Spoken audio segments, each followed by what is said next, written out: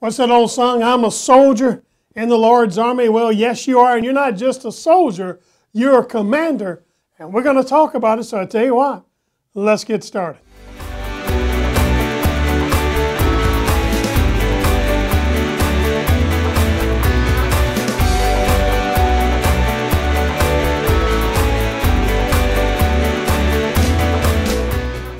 Hey, Charlie Guy, welcome to the Rich Thoughts webcast brought to you by the Debt-Free Army. Yesterday started a teaching entitled 7 Qualifications for Being a Commander in the Lord's Army, or 7 ways to be a commander. We got through several of the points. If you did not see yesterday's broadcast, you can do one of two things. Here on the front page of our website, you can see the actual full teaching, or you can, where it says webcast, just double click on that. It'll take you to the site where you can watch the entire webcast. Either way, pick up from yesterday's teaching. It's kind of a review. Let me give you a couple of the first ones. Yesterday we talked about, number 1, a commander always receives his or her orders or commands from the right person. Number 2, a commander understands the importance of following specific commands at the right moment. Number 3, a commander, well, let me just say it this way. You may ask yourself, well, what will lead to my appointment as a commander in the Lord's end-time army? That's number 3. And number 4 was, commanders will always bring offerings, and I showed you a pretty significant offering for the work of the Lord. So let me pick up and get to number 5.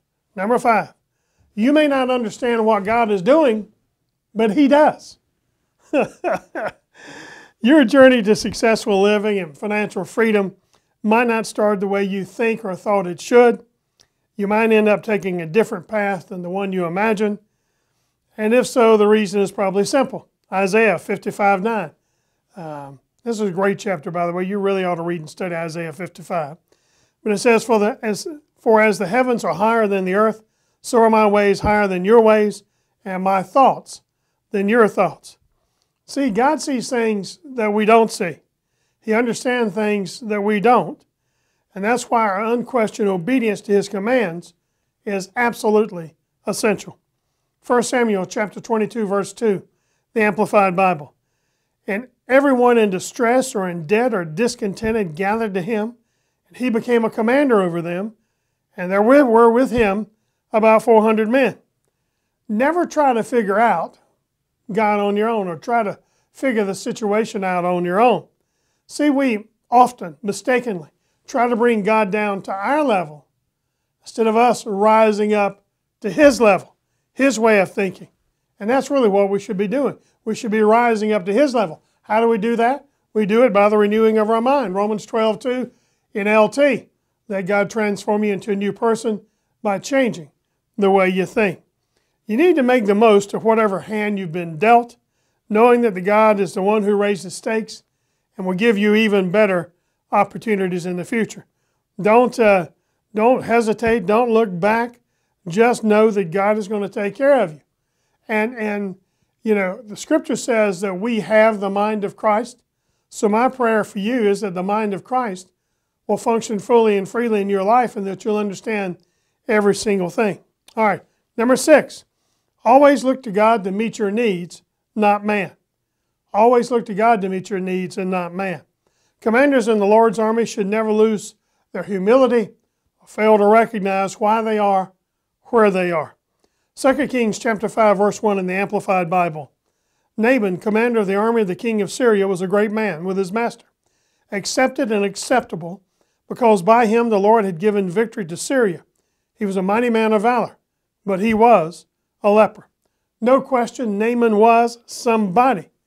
No doubt that he was impressed with himself, who he was, and what he'd been able to accomplish. And after all, the king held him in very high regard, so much so that he sent him to the prophet with a letter of introduction and a pretty nice offering.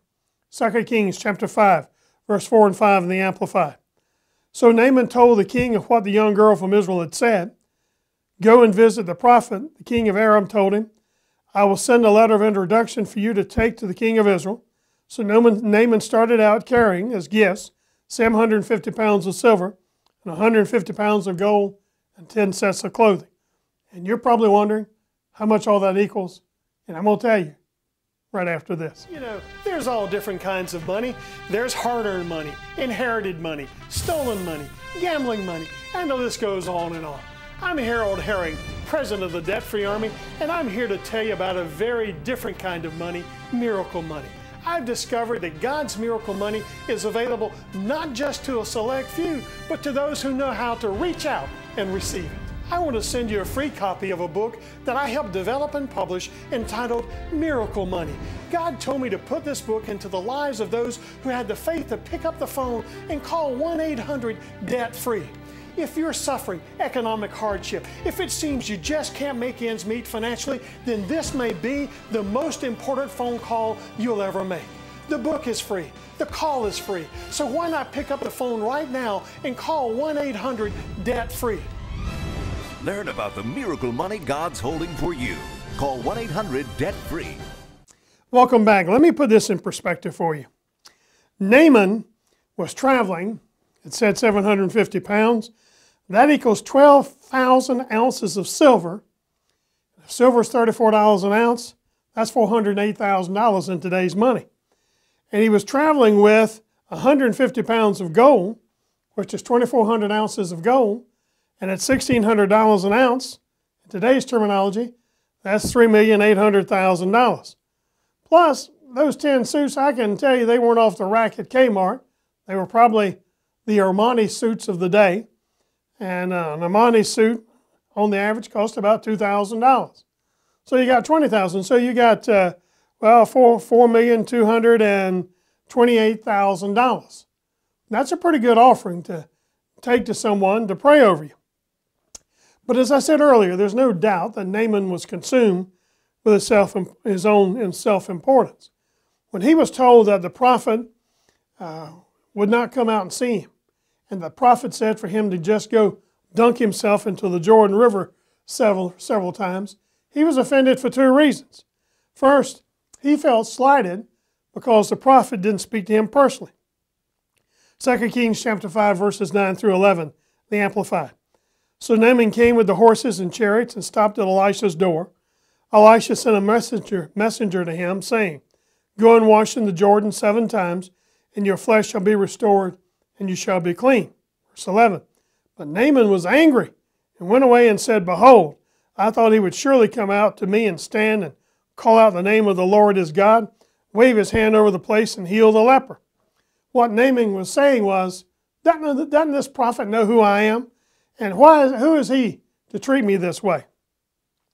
It's always important to remember that pride leads to sin and problems in your life. Proverbs 13:10 says, Only by pride cometh contention, but with the well-advised is wisdom. Proverbs 19:23, New Living Translation. Pride ends in humiliation, while humility brings honor. Dwight L. Moody said one time, Be humble or you'll stumble. That sums it up pretty good. One of the most powerful falls that a person can ever take is when they trip over their own ego.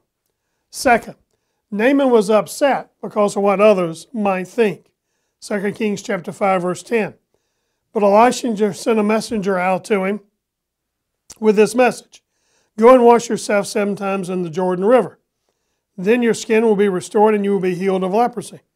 No doubt Naaman was wondering what his servants would think, what passerbys would think, what people would think of a man of his stature dunking himself in what he considered to be a dirty and inferior river, the Jordan. See, we have to ask ourselves, are we more concerned about looking ridiculous or obeying the man or woman of God or the voice of God? No one else can fight your battles. No one else can answer for your obedience or disobedience to God's direction, except nobody can do it except you, and you will do it on Judgment Day. Now here's a revelation. What someone else thinks will do nothing to change your circumstances. Let me say that again. What someone else thinks can do nothing to change your circumstances. Number 7, commanders never quit until they're victorious. See, those in authority have a presence, a confidence in who they are, and it's evident to all those near them. For years I've said that when you're in charge of a meeting or organization, you don't have to tell people, because people who understand authority will recognize and honor you. Those under authority are always ready to follow the orders of those in authority without hesitation or reservations. Let's look at the life of Naaman again real quickly. 2 points I want to get to that I think are worth covering here. First, I just lost my spot. First, don't quit or give up when it looks like all is lost. If Naaman had quit after going down 1 time or 2 times or 3 times, 4, 5, or 6, he'd never been healed. Never give up. Never give up. And second, your victory is assured when you follow instructions, regardless of how ridiculous or foolish they may seem to you. Naaman lost more than his leprosy in the River Jordan. He lost his pride. And because of that, he was given a clean bill of health. You know, I want to say to you, I encourage you to go and look over this teaching. There on the website. Watch the webcast from yesterday, but please, please read this entire teaching, because there's some scriptures that I did not include. You need to check them out. By the way, before you leave our website, up at the top, just double click where it says sow a seed and ask God if he'd have you sow a precious seed to the ministry of the Rich Thoughts Television Network and the Debt Free Army. Do what he tells you. That's all I ask. And until next time, keep thinking rich thoughts and happy trails.